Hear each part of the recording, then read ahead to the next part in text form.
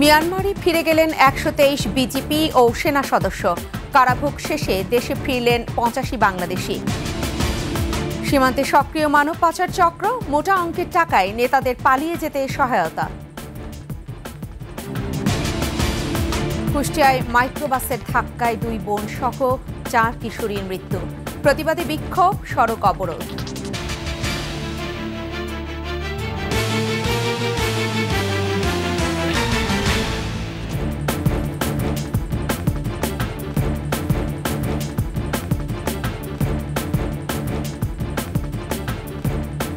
এতক্ষণ শুনছিলেন first security ইসলামী bank PLC সংবাদ শিরোনাম।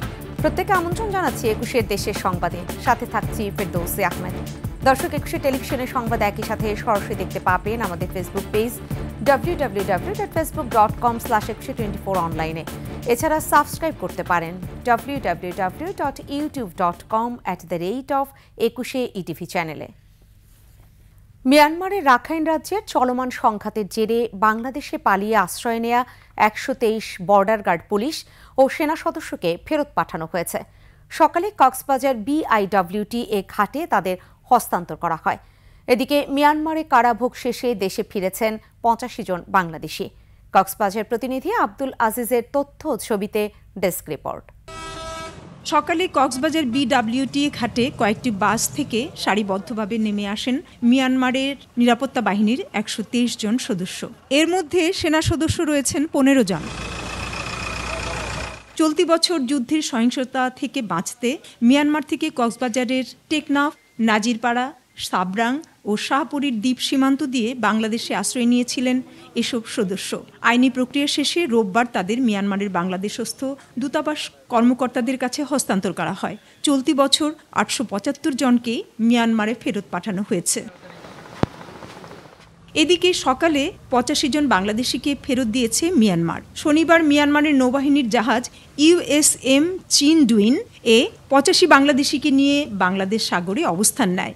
রোববার বাংলাদেশি জাহাজে কক্সবাজার ঘাটে পৌঁছেন তারা।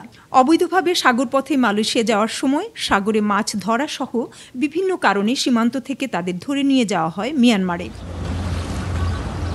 ১৮ মাস কারাভোগ শেষে দেশে ফিরে আসা নাগরিকরা জানান, মিয়ানমার কারাগারে খুব কষ্টে দিন কেটেছে তাদের। মালয়েশিয়া যাইতে লইছি অনেক ইয়ার মধ্যে ধরাত পড়ছি, অনেক ইয়ার মধ্যে দেল খাইতে হচ্ছে। 2 বেলা ভাত দেয়, 2টা সুটকি দেয়, ছোটো সুরি মাছ আর কিছু দেয় না, ভাতগুলো দেয়। তার নামে কাজ করতে গেছি, ওইখানে ওই দালাল তার ডরে বেঁধে ওই বুড়েতে তুলে দিয়েছে। 18 মাসের পরে তারপর দেশে ফিরে আসছে। 1 বছর 8 মাস ধরে কথাবার্তা হইল পারি। দেশে ফিরে আসা নাগরিকদের অনেকের বাড়ি ঢাকা, কক্সবাজার, নারায়ণগঞ্জ, নরসিংদী, বান্দরবান, রাঙামাটি, খাগড়াছড়ি, নোয়াখালী জেলায়। হস্তান্তর প্রক্রিয়া শেষে গণমাধ্যমের সাথে এ বিষয়ে কথা বলতে চাননি সংশ্লিষ্ট কর্মকর্তারা। বনুশ্রী ডলির ডেস্ক রিপোর্ট, ২১ টেলিভিশন।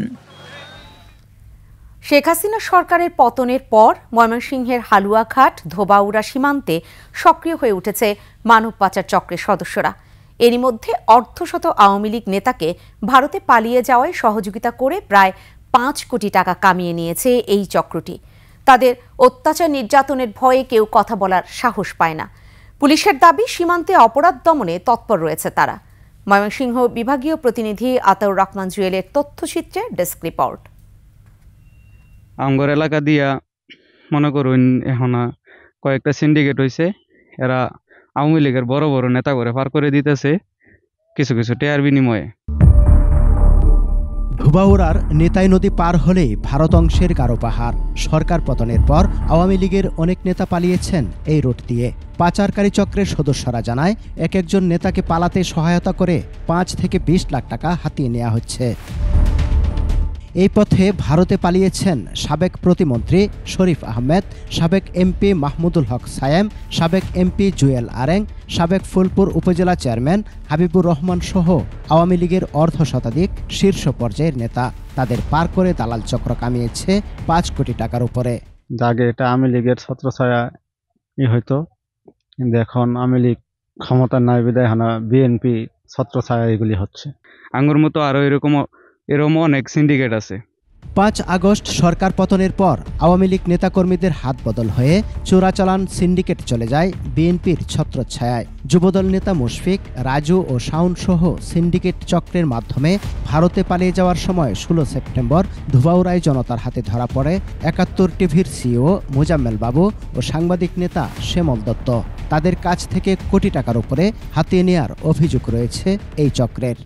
অনেকেই গেছে যারা আমরা দেখি নাই, চোখের আড়ালে তো গেছি অনেকে। হয়তো দালাল চক্রের বিরুদ্ধে কথা বললে তার উপরে চলে জুলুম নির্যাতন। অনেকেই মুখ খুলতেছে না ভয়ে, তারা মারধর করে, যেখানে পায় এখানে পিড়ায়। বিভিন্ন মহলের ছত্রছায়ায় থাকা তারা হচ্ছে যে এখানে এই সুযোগগুলা তৈরি করে দিতেছে অর্থের বিনিময়ে। তবে দলের সম্পৃক্ততার অভিযোগ অস্বীকার করেছেন বিএনপির এই নেতা। বিএনপি তো আওয়ামী লীগের নেতারা নিয়ে যাওয়ার কথা না। এখানে আওয়ামী লীগের সীমান্তে যারা আছে, আওয়ামী লীগের সাবেক উপজেলা চেয়ারম্যান আছে একজন, আরও অনেক নেতৃবৃন্দ আছেন, তাদের সহযোগিতায় মূলত এই দিক দিয়ে বর্ডার ক্রস হয়েছে, আমরা যেটা জানতে পারছি। সীমান্তে মানব পাচার সহ অপরাধ দমনে তৎপরতার কথা জানান পুলিশের এই কর্মকর্তা। মানব পাচারের জন্য কিছু দুষ্ট চক্র তারা এই সুযোগ নেওয়ার চেষ্টা করছিল এবং আমাদের তৎপরতার ফলে তারা অনেকটা কোণঠাসা হয়ে গেছে। সমর ইসলাম, ডেস্ক রিপোর্ট, 21 টেলিভিশন। কুষ্টিয়ায় বেপরোয়া মাইক্রোবাসের ধাক্কায় 2 বোন সহ 4 কিশোরীর মৃত্যু হয়েছে। আহত আরেক কিশোরী কুষ্টিয়া জেনারেল হাসপাতালে চিকিৎসাধীন। আকস্মিক দুর্ঘটনায় শোকে স্তব্ধ নিহতদের পরিবারগুলো। কুষ্টিয়া প্রতিনিধি জহুরুল ইসলামের প্রতিবেদন, জানাচ্ছেন শিউলি স্বপ্ন। স্কুল ড্রেস পরা 10 বছর বয়সী ছোট্ট মারিয়ার সরল নিষ্পাপ চোখ জোড়া যেন কত অব্যক্ত স্বপ্নের কথা বলে যাচ্ছে। প্রতিদিনের মতো আজও হয়তো তার স্কুলে যাওয়ার কথা ছিল। কুষ্টিয়ার শিমুলিয়া গ্রামের 5ম শ্রেণীর ছাত্রী মিম প্রতিদিনের মতো সকালে তার প্রতিবেশী মারিয়া, তানজিলা, জুথি ও ফাতেমার সাথে পাশের মসজিদ থেকে ফিরছিল কোরআন পড়া শেষে। সে সময় ঢাকা থেকে চুয়াডাঙ্গাগামী একটি বেপরোয়া গতির মাইক্রোবাস তাদের পেছন থেকে ধাক্কা দিয়ে পাশের পুকুরে উল্টে পড়ে। ঘটনাস্থলে মৃত্যু হয় মিমের। 7ম শ্রেণী পড়ুয়া 2 বোন মারিয়া, তানজিলা এবং 5ম শ্রেণীর আরেক শিক্ষার্থী জুথি হাসপাতালে চিকিৎসাধীন অবস্থায় মারা যায়। হাসপাতালে চিকিৎসাধীন আরও একজন। এই ঘটনার পর পরিবারগুলোতে নেমে এসেছে শোক। ডাইন থেকে যায় বামে যায় হচ্ছে এই 5টা বাচ্চারই ডাইরেক্ট মেরে দেয়। মানে ওখানে জায়গায় একটা মেয়ে মারা যায়, আর 3টা মেয়ে হচ্ছে হসপিটালে এসে মারা যায়, আর একটা মেয়ে আছে 2 ঠ্যাং ভাঙেছে আর একটা হাত ভাঙেছে, ওটা বেঁচে গেছে। কুষ্টিয়া জেনারেল হাসপাতালে ভিড় করেন আহত ও নিহতের পরিবারের সদস্যরা। সন্তানদের হারিয়ে শোকে পাগল প্রায় বাবা মা সহ স্বজনরা। আর বেটি প্রত্যেকদিন পড়তে যায় রে, আর বেটি আমার সাথে কতটা নামাজ পড়েছে, কোরআন শরীফ নিয়ে চলে এলো, কলে আমি চলে গেলাম, আর বেটি পড়তে যায়। পুলিশ বলছে দ্রুতগতির কারণে মাইক্রোবাসটি শিক্ষার্থীদের চাপা দিয়ে পুকুরে পড়ে যায়। দুর্ঘটনার পর পালিয়ে যায় চালক। দুর্ঘটনার প্রতিবাদে কুষ্টিয়া রাজবাড়ী আঞ্চলিক মহাসড়ক অবরোধ করে বিক্ষুব্ধ এলাকাবাসী। শিউলি শবনম, 21 টেলিভিশন। বিরতি নিচ্ছে, যখন ফিরছি তখন অন্যান্য সংবাদের সঙ্গে আরও যা থাকছে। এক যুগেও শেষ হয়নি রামু উখিয়ায় বৌদ্ধপল্লীতে হামলার বিচার, সাক্ষীর অভাব ও মামলার তদন্তে ত্রুটি। টানা বৃষ্টি ও উজানের ঢলে বেড়েছে তিস্তার পানি। সুনামগঞ্জে বজ্রপাতে 4 জনের মৃত্যু।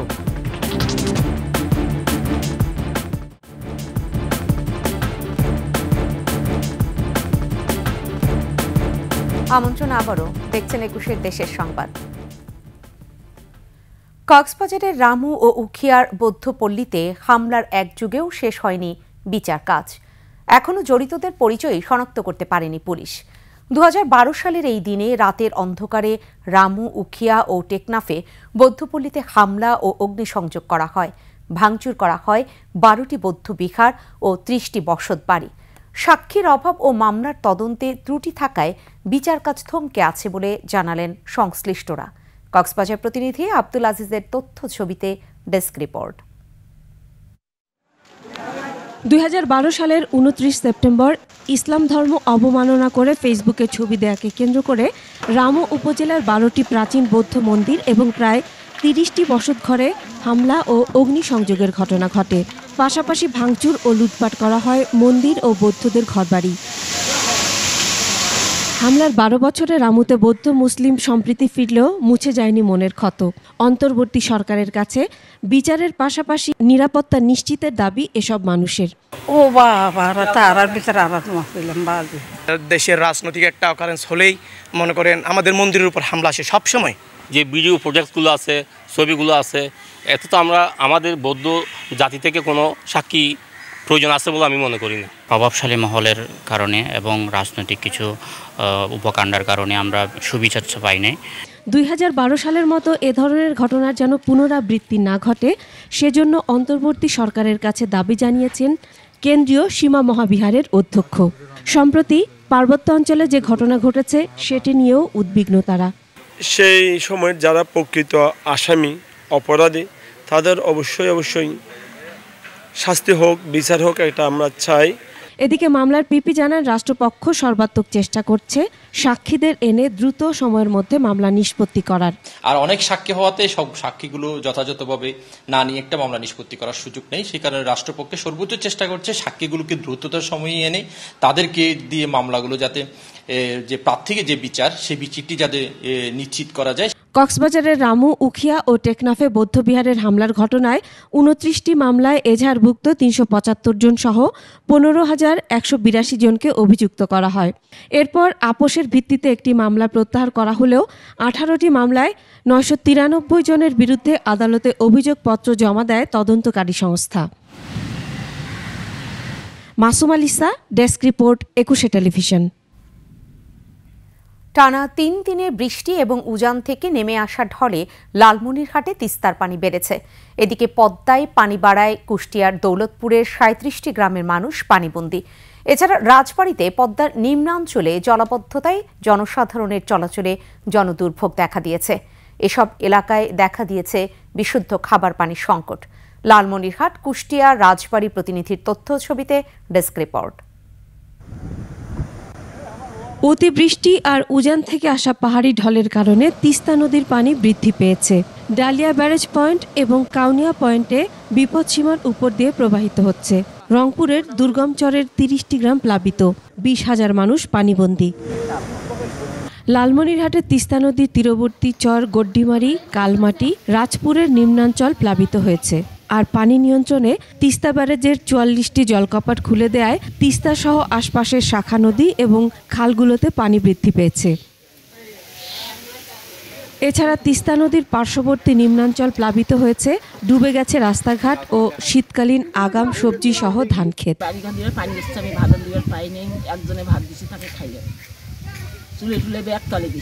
খাওয়ার কষ্ট, আনাগোনা করতে পারছি না। হ্যাঁ, যত জমি আছে মানে ধান ক্ষেত আছে সবগুলা মানে তলিয়ে যাচ্ছে। কুষ্টিয়ায় পদ্মা নদীতে নতুন করে পানি বৃদ্ধি পেয়েছে। এতে জেলার দৌলতপুর উপজেলার চিলমারি ও রামকৃষ্ণপুর ইউনিয়নে কয়েক হাজার মানুষ পানিবন্দী হয়ে পড়েছে। ডুবে গেছে ফসলি জমি ও সড়ক। চারপাশে পানি ওঠায় ইতোমধ্যে চিলমারি ইউনিয়নের 4টি সরকারি প্রাথমিক বিদ্যালয়ের ক্লাস বন্ধ করে দেয়া হয়েছে। কৃষি বিভাগ বলছে পদ্মায় পানি বাড়ায় ডুবে গেছে 1045 হেক্টর জমির মাসকলাই। এই জায়গাতে নদীতে ভাঙছে, নদীতে মানুষ এদিকে গেছে, এদিকে গিয়ে তারা এখনো ঘর বাড়ি তুলতে পারে নাই। রাইতে তো থাকা ওখানে যে মাছাপাতি থাকে, রাস্তাঘাটগুলান তলিয়ে যাওয়ার কারণে আমাদের ছেলেমেয়েরা স্কুলে আসতে পারছে না, এতে খুব কষ্ট হচ্ছে। রাজবাড়ীতে কয়েকদিনের ভারী বর্ষণের সৃষ্টি হয়েছে জলাবদ্ধতা। পদ্মার নিচু এলাকা ও বেড়িবাঁধের ভেতরের আবাদি জমি প্লাবিত হয়েছে। নষ্ট হয়েছে ধানসহ বিভিন্ন সবজি ক্ষেত। এছাড়া তলিয়ে গেছে গবাদি পশুর চারণভূমি। আগামী কয়েকদিন নদীর পানি আরও বাড়বে বলে জানিয়েছে পানি উন্নয়ন board. Masum আলিসা, desk report, 21 television.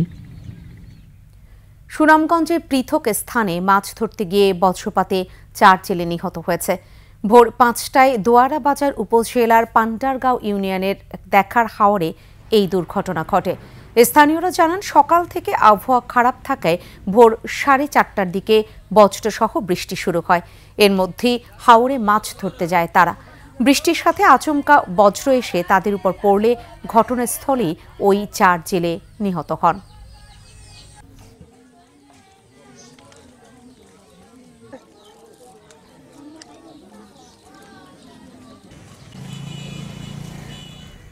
গাজীপুরে তৈরি পোশাক কারখানা সহ সব শিল্প প্রতিষ্ঠান চালু রয়েছে। আশুলিয়ার শিল্পাঞ্চলে অধিকাংশ কারখানায় কাজ চলছে, তবে 3টি কারখানায় আজও কর্মবিরতি ও বিক্ষোভ করেছে শ্রমিকরা। বন্ধ রয়েছে 17টি কারখানা। গাজীপুরে সকাল থেকে নারী ও পুরুষ শ্রমিকরা কারখানায় কাজে যোগ দিয়েছেন। শিল্পাঞ্চলে নিরাপত্তায় শিল্প পুলিশ মোতায়েন ছাড়াও সেনাবাহিনী ও বিজিবি টহল দিচ্ছে। শিল্প পুলিশ কর্মকর্তা মোশাররফ হোসেন জানান, পরিস্থিতি এখন পর্যন্ত শান্ত ও স্বাভাবিক রয়েছে। এদিকে আশুলিয়ায় অধিকাংশ কারখানায় পুরোদমে কাজ চলছে, তবে আজও বিভিন্ন দাবিতে 3টি কারখানায় কর্মবিরতি ও বিক্ষোভ করেছে শ্রমিকরা। নবীনগর, বাইপাইল, আবদুল্লাপুর সড়ক অবরোধ করে তারা বিক্ষোভ করেছে। পরিস্থিতি নিয়ন্ত্রণে কাজ করছে পুলিশ ও সেনা সদস্যরা। ভারতে মহানবী হযরত মুহাম্মদ সাল্লাল্লাহু আলাইহি ওয়াসাল্লাম ও ইসলাম সম্পর্কে কটূক্তি প্রতিবাদে দেশের কয়েকটি জায়গায় বিক্ষোভ ও সমাবেশ হয়েছে। সকালে ঝিনাইদহের মহেশপুরে ওলামা ও ইমাম পরিষদের আয়োজনে করা হয় বিক্ষোভ মিছিল এবং সমাবেশ। ধর্মীয় অনুভূতিতে আঘাত করায় আন্তর্জাতিক আইনের মাধ্যমে জড়িতদের দৃষ্টান্তমূলক শাস্তির দাবি করেন মুসল্লিরা। দুপুরে শ্রীমঙ্গল চৌমুখনী চত্বরে সিরাজনগর দরবার শরীফের আঞ্জুমানে সালেকিন বাংলাদেশের উদ্যোগে মানববন্ধন ও বিক্ষোভ মিছিল বের করা হয়। পরে ভারতীয় ধর্মীয় নেতা রামগিরি ও মোদির কুশপুত্তলিকা দাহ করেন মুসল্লিরা। গোপালগঞ্জ প্রেস ক্লাবের সামনে মাদ্রাসা শিক্ষক, শিক্ষার্থী ও মুসল্লিরা উলামা পরিষদ গোপালগঞ্জের ব্যানারে বিক্ষোভ সমাবেশ মানববন্ধন শেষে জেলা প্রশাসকের মাধ্যমে প্রধান উপদেষ্টার কাছে স্মারকলিপি জমা দেয়। পরে ভারতের রামগিরি ও নীতেশ রানার কুশপুত্তলিকা দাহ করা হয়। খাগড়াছড়ি ও রাঙামাটি জেলায় সংঘটিত সহিংস ঘটনার তদন্ত কমিটি কাজ শুরু করেছে। 2 সপ্তাহের মধ্যে প্রতিবেদন দাখিল করবে তদন্ত কমিটি। আজ জেলার খাগড়াছড়ির দীঘিনালায় 19 সেপ্টেম্বর সহিংসতায় ক্ষতিগ্রস্ত লার্মা স্কয়ার বাজার পরিদর্শনের মধ্য দিয়ে তদন্ত কমিটির কাজ শুরু হয়। ঘটনাস্থল পরিদর্শন শেষে তদন্ত কমিটির প্রধান অতিরিক্ত বিভাগীয় কমিশনার মোহাম্মদ নুরুল্লাহ নুরি জানান, প্রত্যক্ষদর্শীদের সাক্ষ্য গ্রহণ, সুধীজনের মতামত, ঘটনার ভিডিও ও পত্রপত্রিকার রিপোর্ট দেখে ঘটনার কারণ উদ্ঘাটন করে তদন্ত প্রতিবেদন দাখিল করা হবে।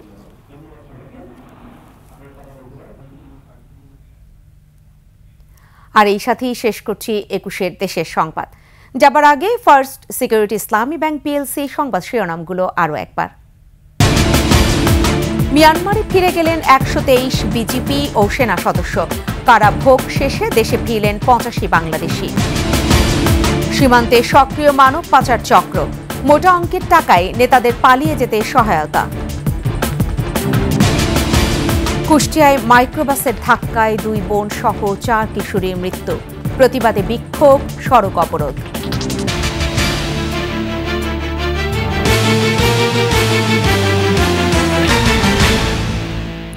সর্বশেষ সংবাদ জানতে ডায়াল করুন 2021 নম্বরে আর ভিজিট করুন 21-tv.com এই ওয়েবসাইটে। ফেসবুকে ভিজিট করতে পারেন www.facebook.com/2124 অনলাইনে। এছাড়া সাবস্ক্রাইব করতে পারেন www.youtube.com/21 চ্যানেলে। এতক্ষণ সাথে থাকার জন্য ধন্যবাদ। পরবর্তী সংবাদ রয়েছে সন্ধ্যা 6টা 55 মিনিটে। দেখার আমন্ত্রণ রইল। 21-এর সাথেই থাকুন।